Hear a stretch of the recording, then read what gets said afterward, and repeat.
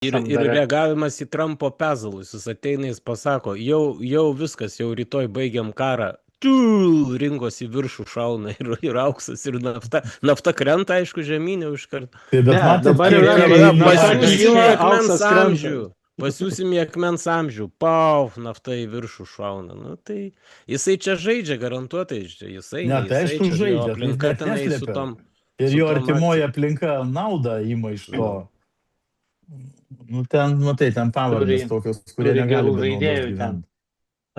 Mes, kadangi dar tebesam toje ekonominiai temoje, dar sakėm, vežėjai sulaukia problemų iš FNTT, norėdami išsivaduoti iš Baltarusijos. Čia jau geopolitinė tema, ne ekonominė. Nu, bet dar liečiasi, vis tiek pinigai teikia, galima dar tebe vaikštant aplinkai ir apie tai pakalbėti. Kas kalbėti?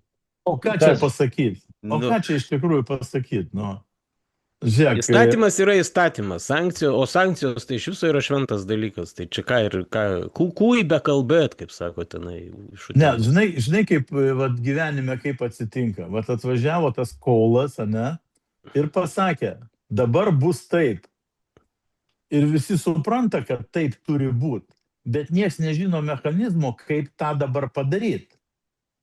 Ir visi pamiršo, ir beje jisai buvo tą priminęs, bet pas mus niekur ta informacija nepasirodė, kad šita problema kilo todėl, kad Lietuva pati uždarė sienas. Čia ne Baltarusių problema, čia Lietuvos problema sukurta. Ir dabar jie nežino, kaip šitą situaciją išspręsti. Tai aš, pavyzdžiui, tai teisingai, jeigu, pavyzdžiui, FNTT daro kažkokius tyrimus, nu ir tai jų tyrimo medžiaga rodo, kad čia yra blogai, tai jiegi negali pasakyti, čia yra gerai. Nes aš kaip dar kartą sakau, pas mus tradiciškai nėra logikos valstybėje, nes mes neturim logikos ministerijos, mes turim tiesos ministeriją, bet logikos ministerijos mes neturim. Tai tada prieš darant šitos veiksmus reikėjo pagalvoti, kad tas mašinas kažkada reikės susigrąžinti. Ir kaip, pavyzdžiui, tą įstatymiškai dabar padaryti, visi klapsi ausim ir nieks nežino. Ką jie dabar sako, mes galvosim ir ieškosim sprendimų. Tai, pavyzdžiui, turbūt 80% tų mašinų, aš čia spėju iš akies, bet manau, kad kažkur yra netoli to, yra lizinginės visokios, ne? Juk niekas neprisiperka tokio turto, taip. Iš kešo ateina ir nusiperka, žinai. Tai lizingas tai kapsi tom mašinom, darbo jos nedirba tos mašinos, jos pinigų neuždirba, kas šitą viską dengs. Tai sekantis etapas bus, kai susigrąžins tas mašinas kažkada. Arba, pavyzdžiui, jie sakys, taip bankui pasimkit dabar tas griuvenas, nes matėt, kokios ten tos mašinos, kai kurios yra ten jos jau į mašinas mažai panašios. Tai tada jie kels turbūt ieškinius vyriausybėje, aš taip spėju, jeigu jie protingi žmonės, o jie tikrai tokie yra. Tai, pas mus visada, žinai, trimituoja visi, kad įvyko proveržis, bet nieks nežino, kaip dabar jį padaryti.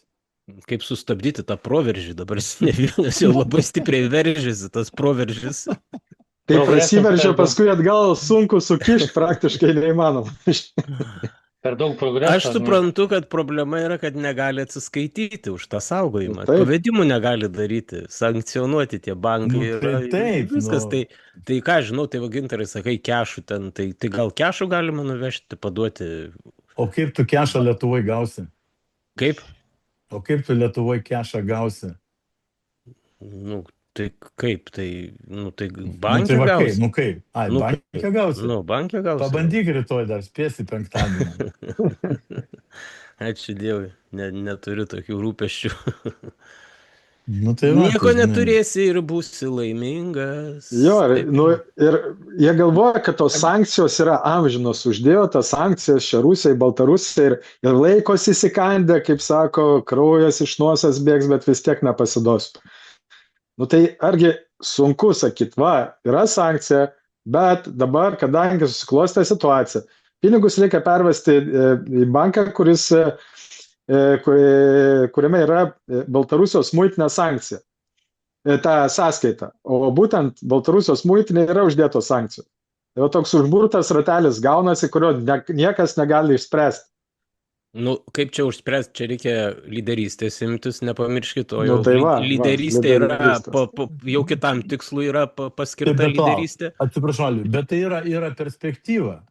Žinai, kaip anekdotas apie Bobiką, kuris žino perspektyvą. Bet Aš žinau, negražus tik irgi Bobikas, negaliu kuris papasakot. šveitė keptuvę ir laukia, kol ateis į svečius dramblys. Čia kitas, čia Ne kita tas? Bobiko Ne. daina vadinasi. Apie perspektyvą. Tai Tai pats mes turim dramblys laukia perspektyvą, dešrelių.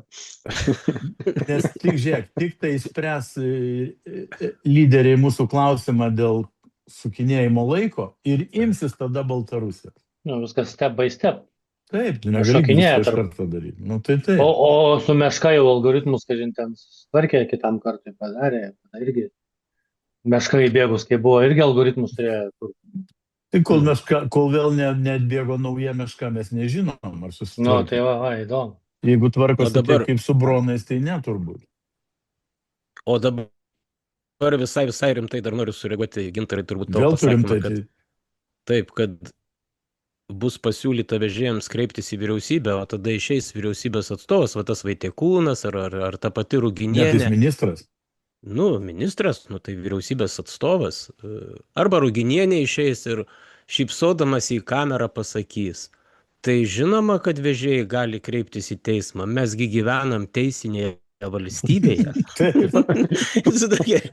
Kaip aš labai gerai atsimenu Skvernelis per pandemiją, kai jo ten paklausė, kad žurnalistai vieną įmonę kreipėsi dėl sustabdytos veiklos, reiškia, žalos priteisimo į teismą. Skvernelis šypsenėlę išmetęs tokia, tai žinoma, tai yra normalu, mes gyvename teisinėje valstybėje. Galvoju, Veido išraišką, atsimeni? nu tai aš tai dabar naktim aš ją sapnuoju, aš negaliu jos pamiršti, suprantu, tai aš dėl to ir pasakoju tą.